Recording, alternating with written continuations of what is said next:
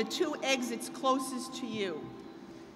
If an evacuation is required, please proceed calmly to the closest available exit and follow the instructions of the university officials and emergency personnel. Thank you and enjoy the ceremony.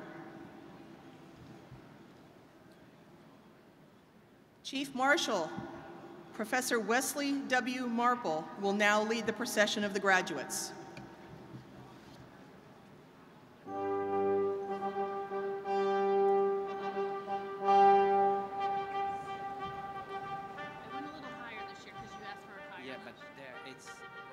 It's perfect, but it's... Can we move one? Yeah. No, actually, this one is good. This one.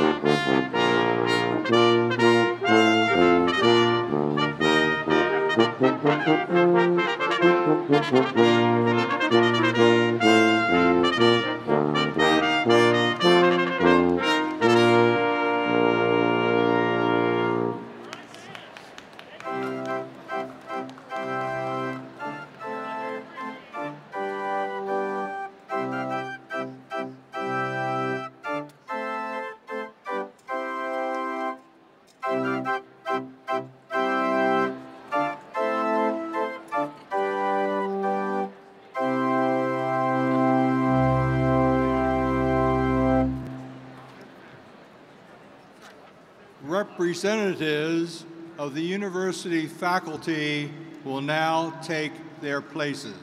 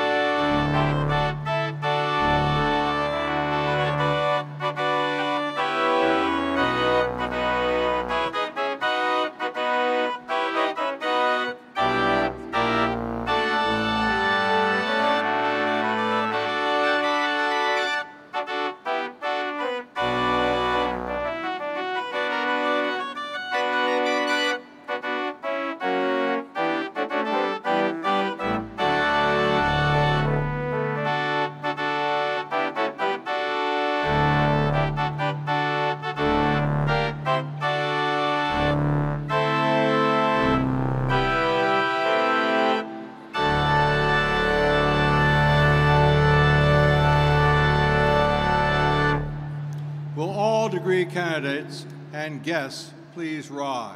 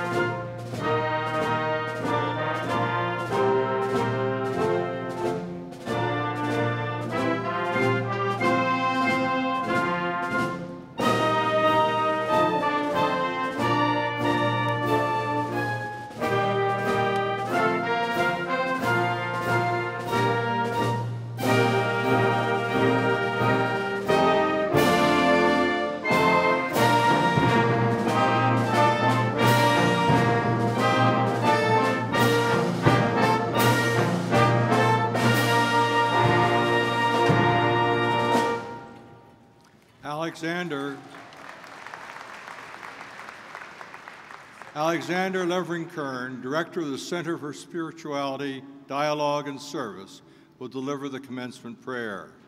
After the prayer, let us all join in singing the first stanza of the national anthem with Caroline Manfrini, College of Arts, Media and Design, class of 2018.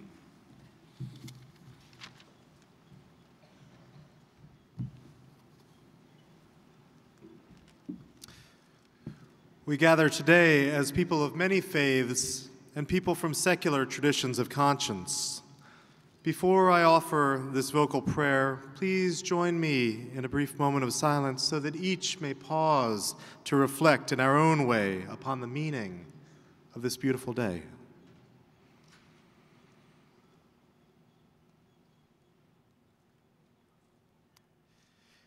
The ancient scriptures remind us, this is the day that God has made. Let us rejoice and be glad in it. Holy One, you have gathered us here for this brief, blessed time, and soon you will send us forth. We thank you for these, our beloved graduates, for the radiant light that illumines their lives. May they apply their knowledge and talents to fashion a better world of justice and peace. We thank you also for our faculty and staff who have kindled our graduates' hearts and minds. And we thank you for these parents, families, and friends whose support and sacrifice have made all things possible.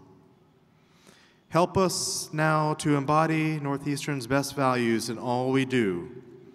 And in all things, we ask you to bless us and keep us and make your face to shine upon us from this day on and forevermore. Amen.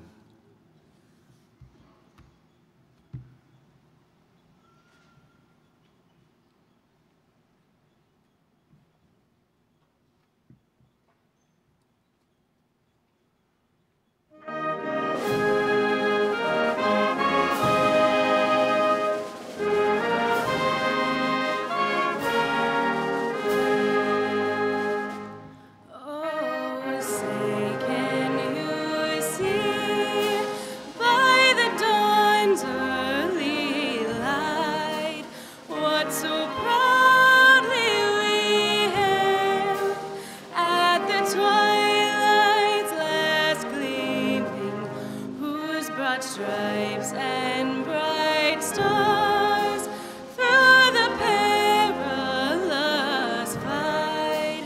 For the ramparts we watched were so gallantly streaming, and the rockets' red glare, the bombs bursting in air, gave proof through the night that our flag was still there. Oh, say does that star-spangled banner yet wave for the land of the free and the home of the brave?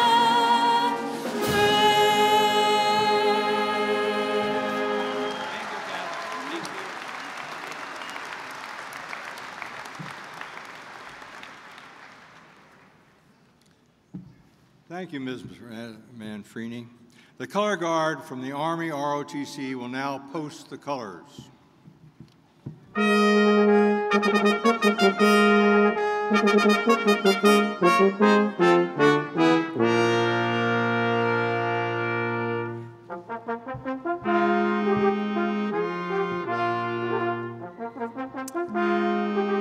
Please be seated.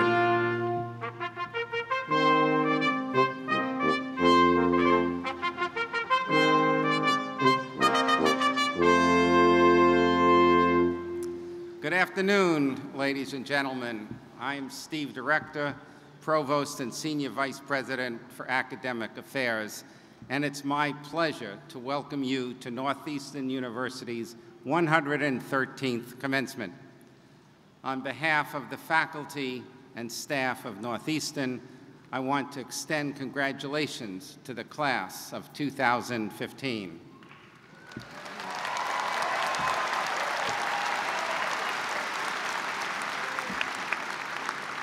We are delighted to share this momentous occasion with you, with your families, and with your friends.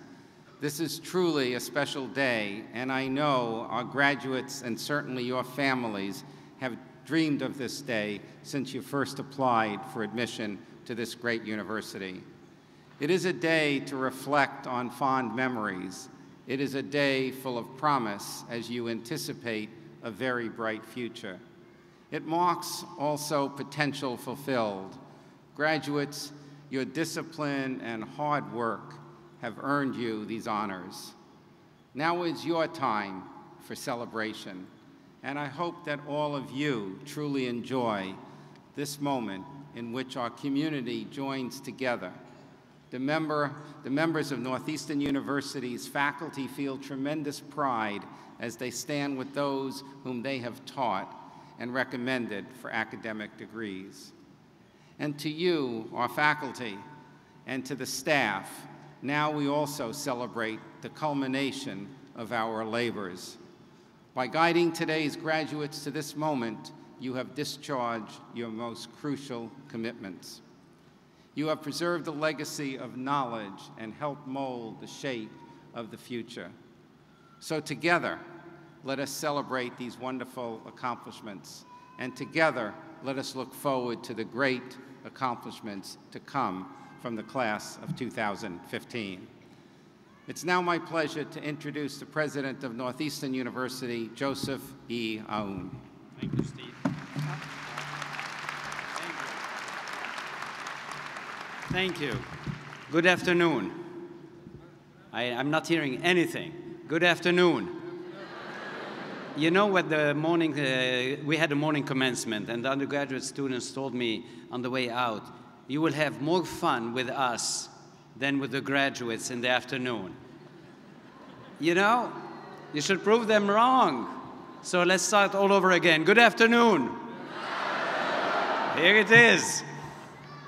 Okay. You know, it's my turn to welcome you to the commencement exercises. Savor this moment, and today it's all about you. We honor your impressive accomplishments. Parents, families, spouses, partners, and friends. We are celebrating a tremendous day for your graduates. You have supported them through a journey that culminates here today. Thank you for helping them reach their destination. Graduates, please rise and thank your loved ones. Let's do it. Wave.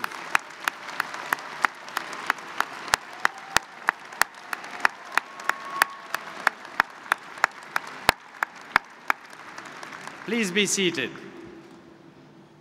Trustees, faculty colleagues, and staff, today we also honor your guidance and mentorship to our students.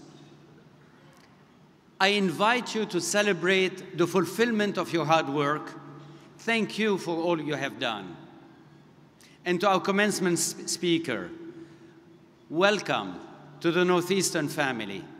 We are delighted to have you with us. Our provost, Steve Director, is concluding 7 years of outstanding university service. Please join me in thanking him for his great leadership. Steve.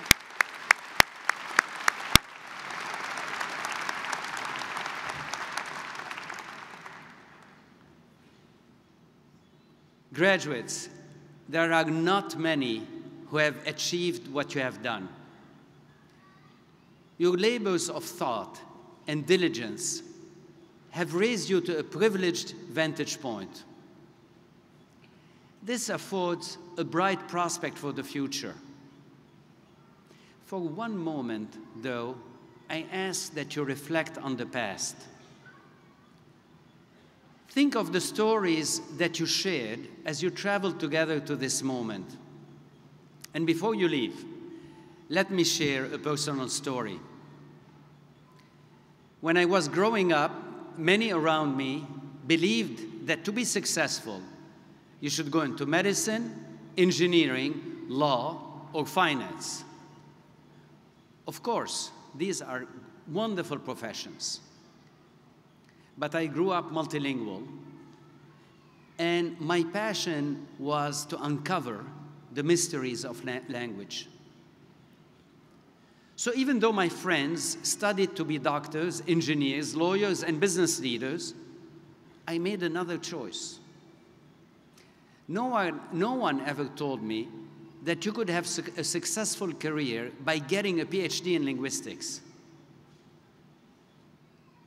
But I decided I did not want someone else to define my path to success. I followed my passion and studied linguistics. It was a big decision. It took me from my native country to Europe and then the distant shores of America. I never looked back. I went against the grain, and I never regretted it. Graduates, you have reached an impressive milestone today. You proved your exceptional talent and rigor. And as you use your talents to surpass further milestones, I urge you to go against the grain. Go against the grain to follow your passion and take a risk. Go against the grain to learn from the whole world. Katrina Yuli is receiving her PhD today. She wrote her dissertation on how higher education is facing the pressure of globalization.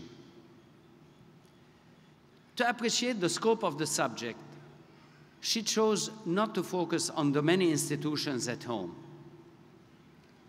She went to France, where she attended l'Institut des Sciences Politiques à Paris, Sciences Po, and for her dissertation, she wrote a case study of l'École Polytechnique. She asked what happens when a national university becomes a global one. You know that this is one of the great questions of higher education everywhere. But by posing it from a different perspective, Katrina brought all of us closer to an answer. In fact, Katrina went against the grain to learn from the whole world and go against the grain to improve the world. Carlos Montero, here today, had a long journey to get here, to be with us. He came from Cape Verde by way of Dorchester. And growing up, he saw how poverty and violence exact a terrible toll. He decided to do something about it, and he earned his PhD. His field studies tested a key criminal idea in criminology, deepening our insight into our human behavior. Now he is helping us understand how we can better deliver justice. Carlos went against the grain to improve our world and go against the grain to generate knowledge that expands the world. Chris Chomsky is not a traditional graduate student. He entered our chemistry program, but he had already worked for 20 years in the biotech industry before he came and joined us.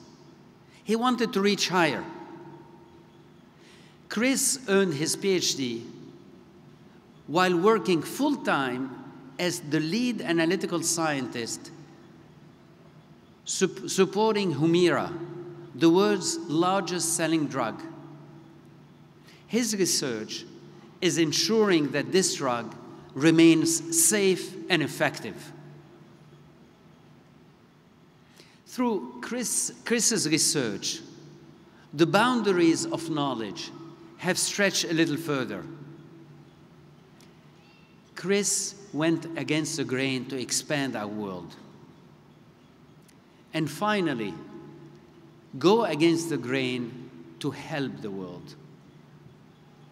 Angie Powers, also graduating today, had been helping others for years in the Army Nursing Corps. She deployed to Iraq and continues to serve as a captain in the reserves. She saw she could do more to heal her fellow soldiers. She changed her path. She enrolled in our psychiatric nurse practitioner program.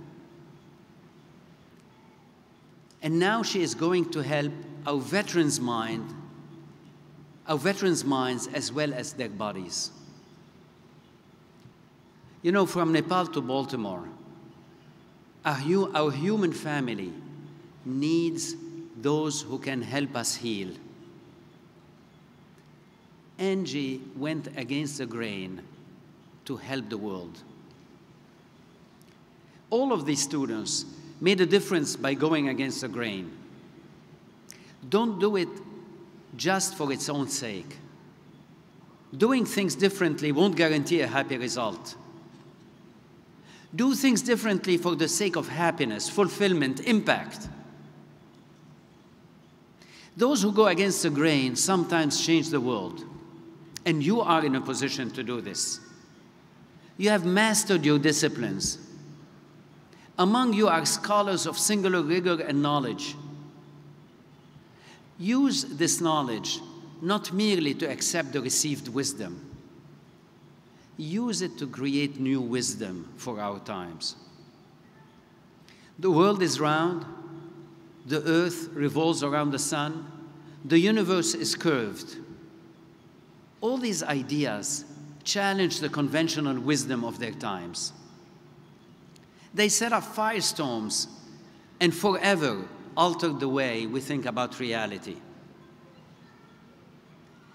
Graduates, the challenges and opportunities before us are immense. Our reality is the omnipresence of information and the Internet of Things. Soon, technology will know enough about us to predict our questions before we think to ask them. This is wonderful. This is exciting. However, remember that we are more than mere data points. We are more than the sum of our Google searches. In our world of instant communication, the lure of the herd mentality is growing stronger. When an idea is forwarded to enough people, it gains the luster of intelligence. When hundreds of people click like, we feel drawn to click in common. Graduates, I urge you to resist the pull of groupthink. The actions that spring from our deepest impulses to laugh, cry, love, and help are so much more powerful than clicks. No matter how big the crowd, you can always choose to go against the grain. And in doing so, seek to transform yourselves and transform the world. Thank you.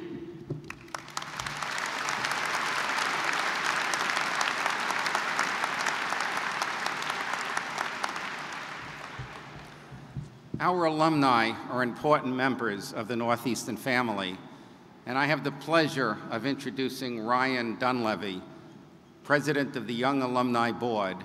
Please join me in welcoming him to the podium.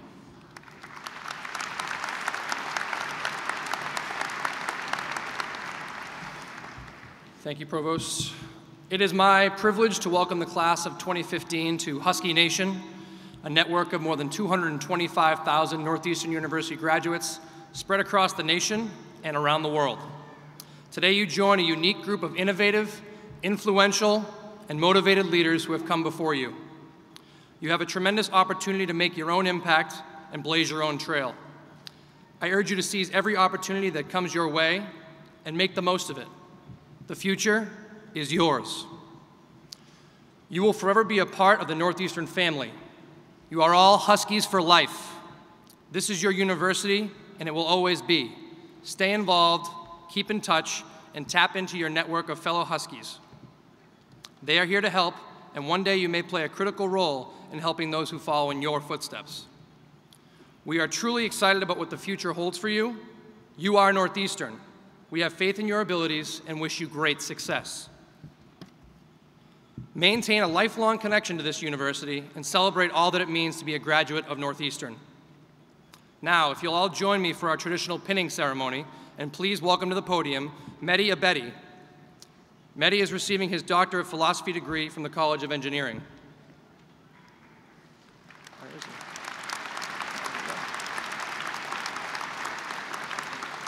Class of 2015, please remove the pin from your card and place it on the fellow graduate to your right.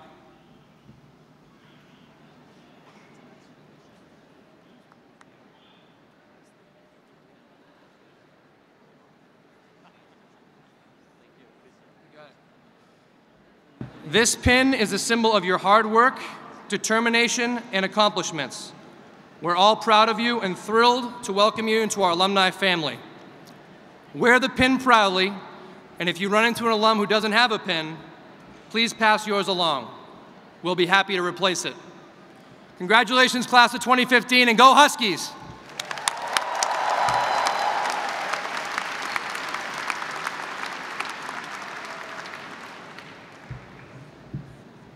The honorary degree will now be conferred. It is now my pleasure to introduce Henry J. Nasala, Chair of the Board of Trustees of Northeastern University. Thank you. Mr. President, the Board of Trustees authorizes you to confer an honorary degree upon the following candidate in recognition of notable achievement in his field. G. Wayne Clough for the degree of Doctor of Engineering and Humane Letters will be escorted by Vice Chair Carol Shapazian and Dean Carla Broadley.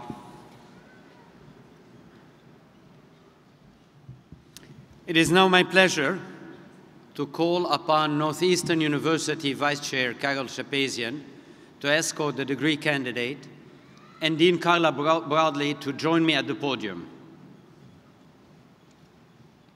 Mr. President, I have the honor of presenting G. Wayne Clough for the degree Doctor of Engineering and Humane Letters. Wayne Clough, Agent of Access to Knowledge, Master of Organizational Collaboration, bold evolutionary leader. As the Secretary of the Smithsonian Institution, you are both wise steward of a national treasure and visionary leader of a global resource for understanding the range of human endeavor and aspiration. As president of the Georgia Institute of Technology, you combine talent and drive with an extraordinary gift for marshaling disparate aims into concerted action to lift your university's impact on the world. You raise the global profile and the global import of both institutions while ensuring that the millions they were meant to serve would have ever wider access to the rich learning opportunities within their halls. J. Wayne Clough, in recognition of your transformational capacity to guide and advance our understanding of our world and ourselves, Northeastern University is pleased to bestow upon you the honorary degree, Doctor of Engineering and Humane Letters. In recognition of this degree, Vice Chair Shapazian will vest you with this hood.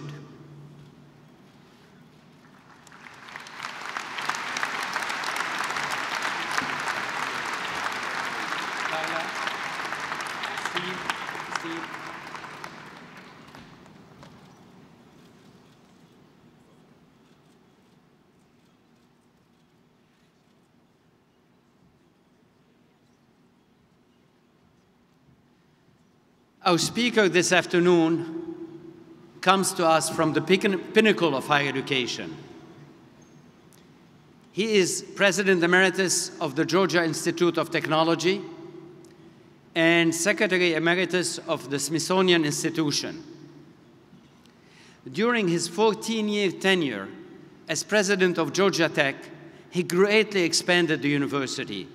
He more than doubled the research expenditures, increased enrollment, and improved the retention and graduation rates. He championed global learning and undergraduate research. And he made tuition more affordable for low-income students. At the Smithsonian, he led efforts to digitize the museum's collections. He also improved educational programming and fundraising. His forward-looking leadership defines him as a true giant in education, earning him myriad awards and academic honors. Please join me in welcoming your commencement speaker, Dr. Clough.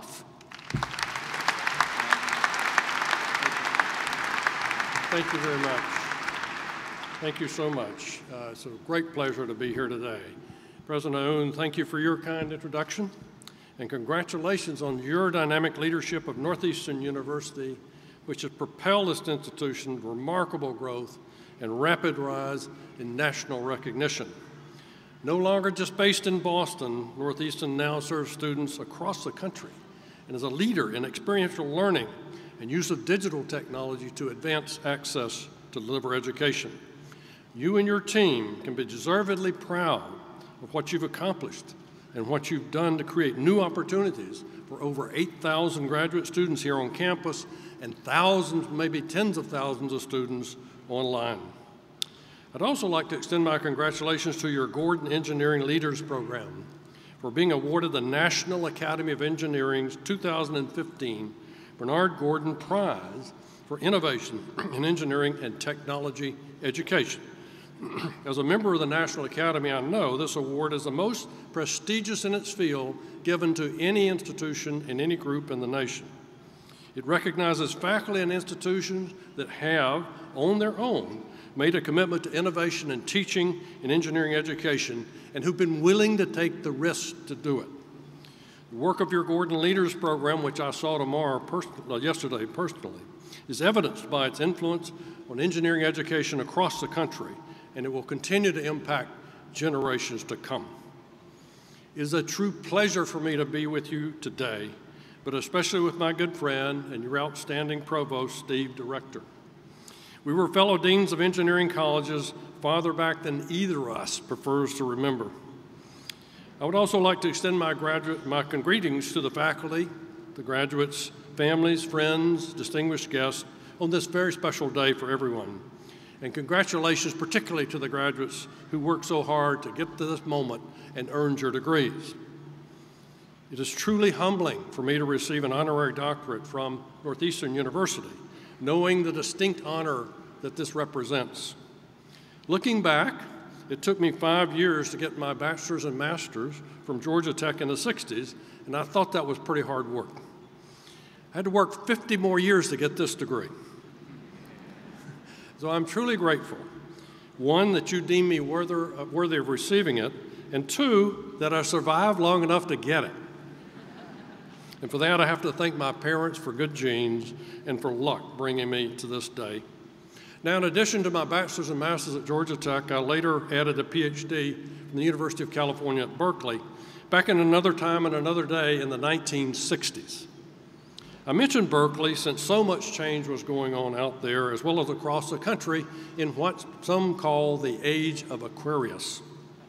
It was an interesting time, particularly for a young man who had never been across the Mississippi River before and experienced so much. Various movements on campus came and went, and the media and opportunistic politicians made the most of it as they could.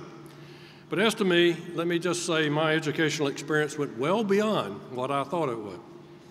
One lesson learned. I always like to leave people with one lesson. Be sure you know which way the wind is blowing when the tear gas canister is fired. In spite of all the seeming distractions, my time at Berkeley was a very special time in my life when I could undertake research with the simple pleasure of discovery being the only goal. I learned from an outstanding faculty who were at the cutting edge of computer simulation and earthquake engineering.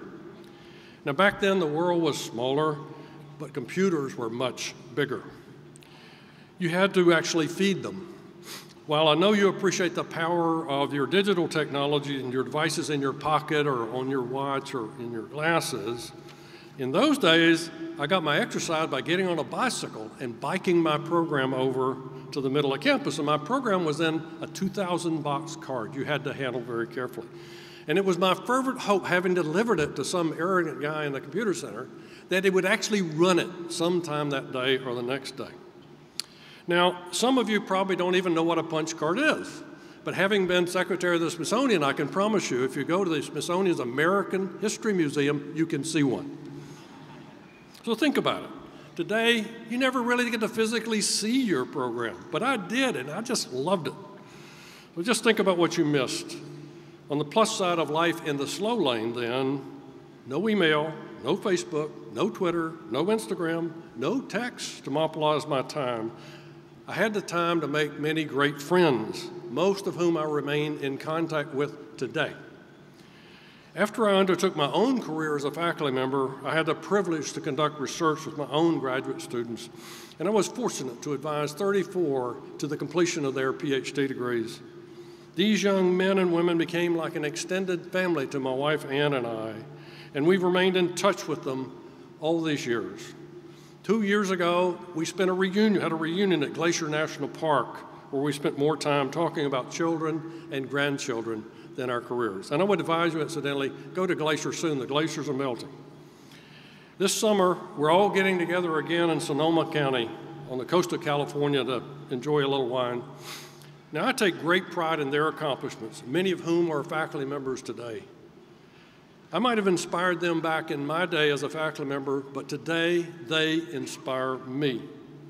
It's a lineage that keeps on giving. For example, one of my PhD students is Dr. Jean-Louis Chameau, who went on to become president of Caltech and is now serving as president of the King Abdullah University of Science and Technology in Saudi Arabia. He advised many PhD students as well, and one of them is a gentleman known as David Frost, who is a faculty member at Georgia Tech, a very successful faculty member. So you can think of David as my academic grandson. Not long ago, I was in New York City at a function for the Smithsonian, and a young man came up and introduced himself to me as David's PhD student, and he said, "I'm your academic great-grandson." Brought a great smile to my face. So each of you graduates today has started down a road where friendships you've made here at Northeastern will last a lifetime. As you look back on this special time, remember it as one of the best of your lives. Savor this time and remember this time. Your generation lives in a world my generation could barely imagine. According to IBM, we now create 2.5 quintillion bytes of data every 2 days. And in the last 5 years, we've learned that there are over 2,000 planets in our galaxy that could harbor life. Not long ago, we had no proof that water existed on any body outside of our own, but we are now learning every day that this is not true. Some years back, we were astonished when the human genome was sequenced, but today we've sequenced hundreds of species, and many more thousand forms of life are sequencing is underway. Today, we are on our way for curing many forms of cancer, and microsurgery produces miraculous results with short to 0 days in a hospital. And that's something I know about from a personal experience. I had treatment not long ago for a rapid heartbeat that had plagued me for decades. It was completed in 2 hours. I walked out of the hospital that day, and I was back at work the next day. Just amazing. No field is immune to this rapid change. For example, our culture and history, we're learning more about that every day because of increased access to knowledge digitally and what is known as the Internet of Things. All of this reflects a golden age for research and knowledge creation. And yet, for all that's being accomplished, your generation faces new challenges that are globally connected and complex. Climate change is affecting all of our natural systems, something I saw firsthand as I traveled around the world as Secretary of the Smithsonian. Some would say we're at risk of experiencing the 6th great extinction on Earth, this one caused by human beings, not natural causes or cataclysmic events. This even has been given a name, the age of the Anthropocene, or one where humans are making an indelible mark that will last for at least 100 million years. Today, there are serious threats to our world's coral reef, life-giving coral reefs. Our oceans are acidifying, and sea levels are rising, causing us to rethink our ability to protect our coast and cities in the near term. We know that 75% of diseases, especially pandemics, come from zoonotic sources, and they can travel quickly from insects to animals to humans. In spite of all these exabytes of information that we're creating and swimming in, we find ourselves falling short today when it comes to appreciating the diversity of other people and other cultures.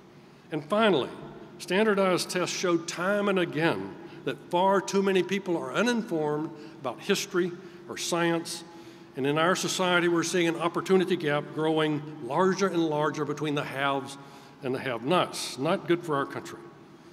Now, your generation is on the verge, as I said, of the greatest discoveries in the history of the human species. But your generation also faces challenges that are global and unprecedented, involving the fate of our species and, in fact, our planet. Today's challenges will require work and wisdom if they are to be addressed successfully. And the clock is ticking. Of all the hominid species that have existed on Earth, only one exists today: Homo sapiens. Homo sapiens is Latin for man and wise. Are we truly wise enough to make the changes we need to keep our small blue planet viable for future generations of our kind and all the other creatures that depend on us? Are we willing to make the hard choices and decisions needed to create a future we all hope can exist? At heart, I'm an optimist. And I believe that those of you leaving this campus today are ready to take on these issues, no matter how large and challenging they are. F. Scott Fitzgerald, the author, once said, "The test of a first-rate intelligence is the ability to hold two opposed ideas in mind and retain the ability to function." As he said, one should, for example, be able to see things are hopeless and yet be determined to make them otherwise. And he went on. This philosophy fitted onto my early adult life when I saw the improbable, the implausible, and often the impossible come true. You came here with a first-rate intelligence. I hope you're leaving here equipped with budding wisdom, and I'm sure you are.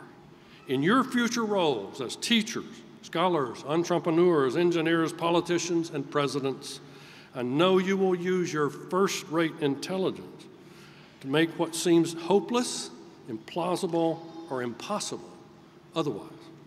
Make your children and your grandchildren proud, as we are proud of you today. Congratulations on receiving your degree, and again, thank you for having me here today. Thank you.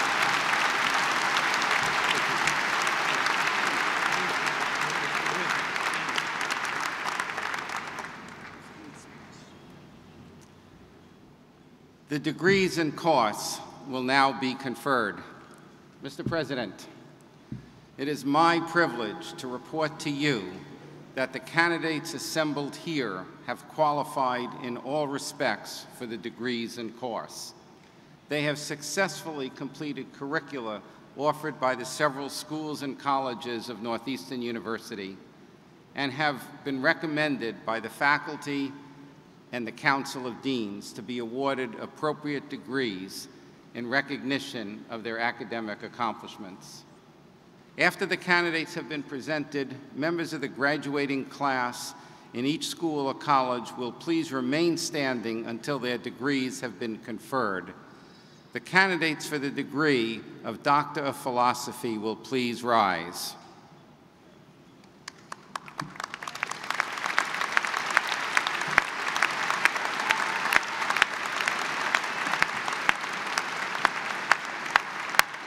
Mr. President, I'm honored to present the candidates who have qualified in all respects for the degree of Doctor of Philosophy.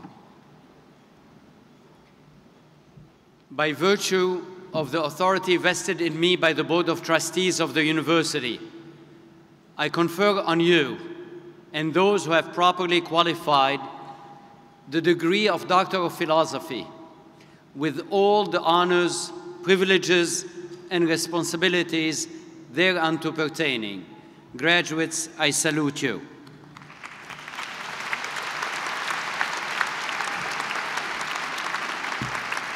The marshals will now present the Doctor of Philosophy graduates to the platform in order to receive their diplomas. I invite Associate Vice Provost for Graduate Education, Phil He, to introduce our Doctor of Philosophy graduates. The graduates received their doctoral hoods from their advisors at our hooding ceremony yesterday.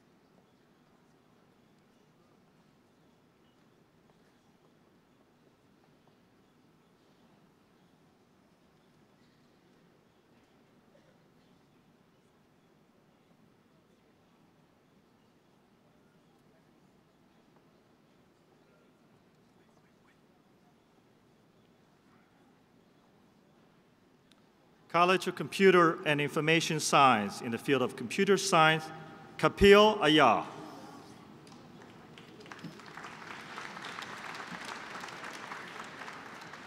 Aldo Cosolo Lore.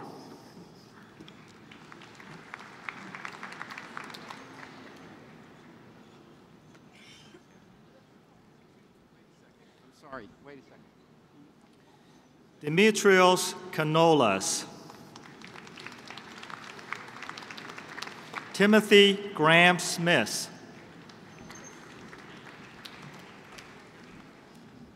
Lan Xuan Yin. Adidayo Evelyn Catlett. Qi Wang. In the field of chemical engineering, Salim Shamim Azami. Nina Bordeaux. Noreen Rizvi. Nan Cai. In the field of civil engineering, Borju Godor. Leila Cavani Sumay. In the field of computer engineering, Nastaran Godar. Jeyong F.A. Kabayas. Wei Wei. In the field of electrical engineering, Bowling Hu.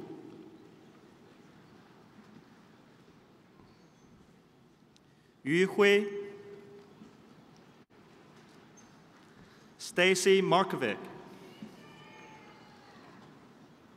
Masoud Rostami.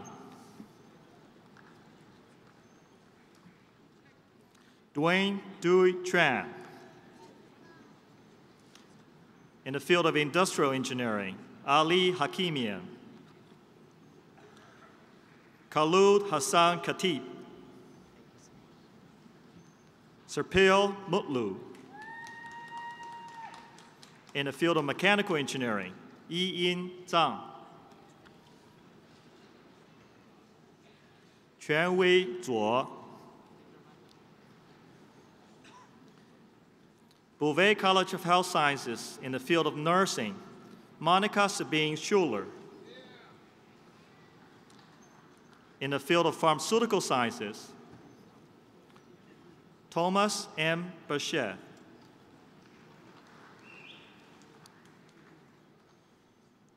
Verbena Kosrovsky.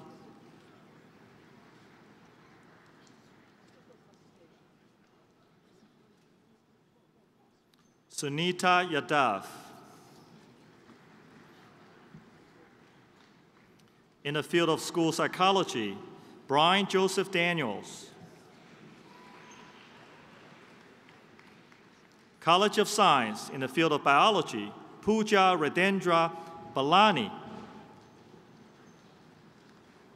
Catherine Fenn.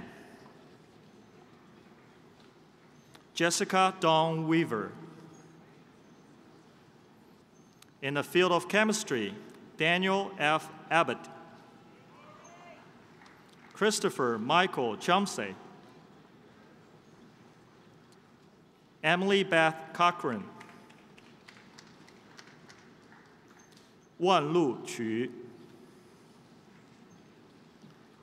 Pei Shi.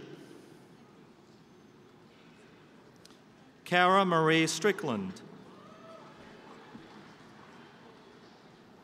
Jennifer Leigh Woodrin. In the field of mathematics, Abigail Dalton Williams. In the field of physics, Matthew Irvin Chesko. Susan Dina Gieshin. Michelle Elizabeth Jamer. Lily Wong. College of Social Sciences and Humanities in the field of criminology and justice policy, Carlos Evora Montero. No. Yu Zhang.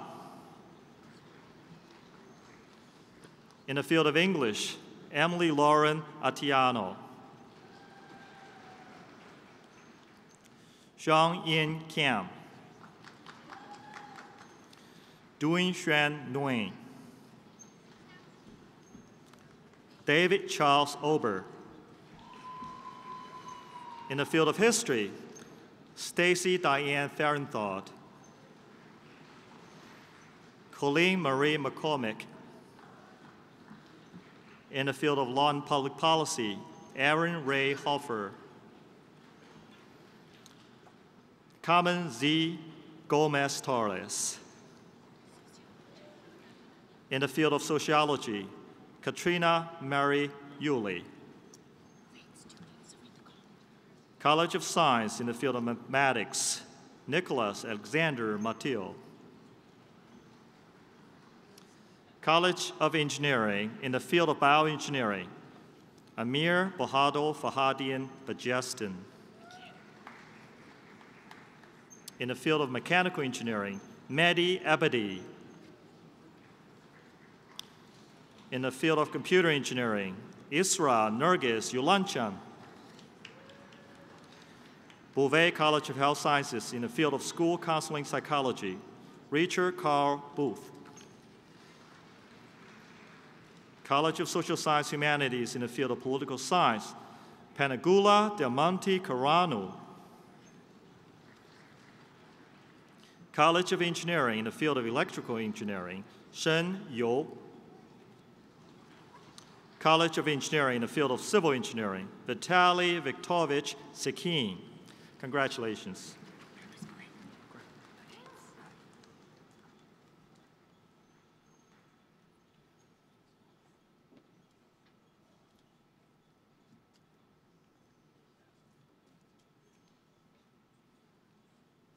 All candidates for the master's degree, certificate of advanced graduate study, or professional doctorate, please rise.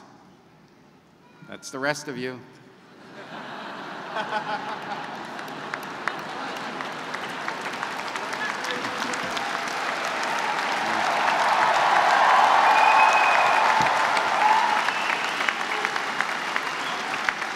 Mr. President, I have the privilege of presenting those candidates who have qualified in all respects for the degree of Master of Arts, Master of Arts with specification, Master of Science with specification, Master of Architecture, Master of Design, Master of Public Administration, Master of Business Administration,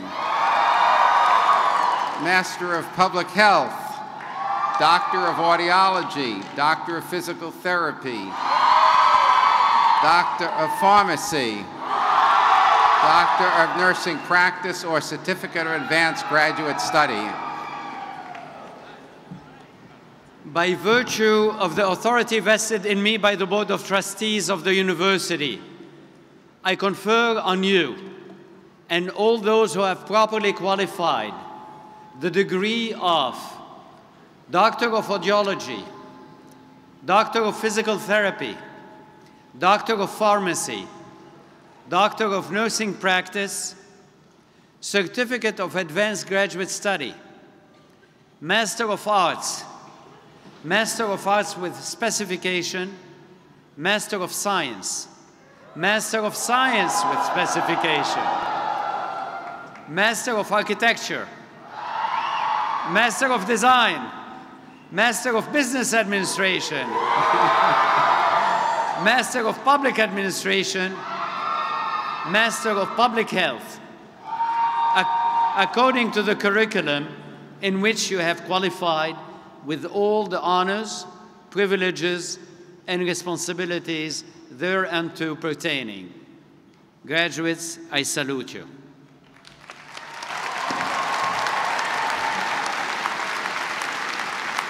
Will the graduates please be seated? The faculty marshals will now present the graduates to the platform in order to receive their diplomas. We ask that all graduates to return to their seats following receipt of their diplomas and to remain seated throughout the rest of the ceremony. All family and guests should please also remain in the audience until the graduates have recessed.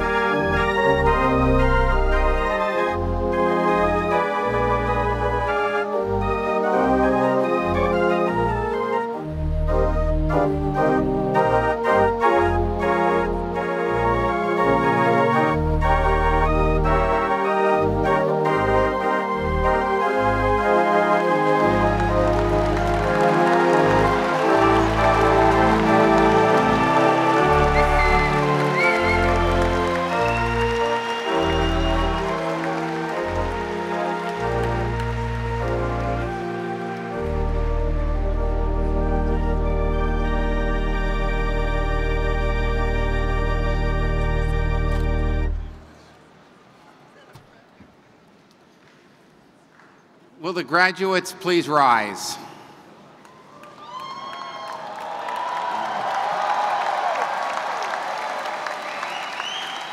Please join in singing the alma mater led by Carolyn Manfrini. Words and music are on the back page of the program. We invite all Northeastern alums in the audience to stand and sing our alma mater with us.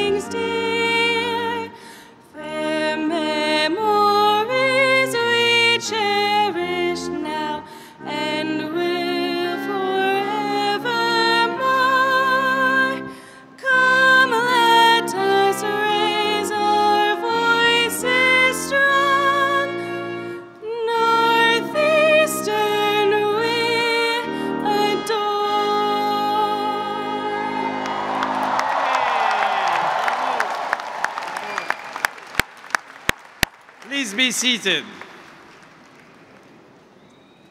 I know you have various events going on afterwards, and therefore I decided to lengthen my speech. They will wait for you. Actually, I'll be short. I'm going to give you my charge.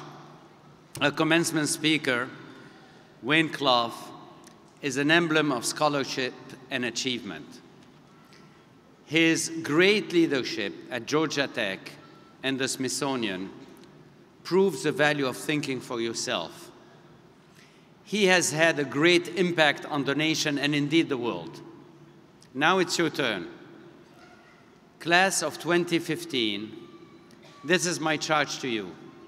Go against the grain, think for yourselves, don't mistake popularity for truth or beauty, take risks in pursuit of your passion, explore the world, be entrepreneurial, and define your own path to success. Help others. Northeastern has shaped you, and it will always be your home. It's up to you now to shape the world. We are in your hands. Graduates, I salute you, congratulations, and let's have fun together.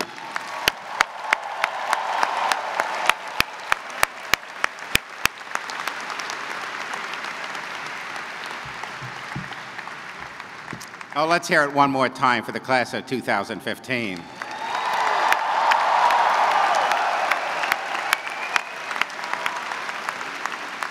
Will the graduates and the audience please remain seated and wait for the marshals to lead the graduates in recession. Thanks very much and have a great day.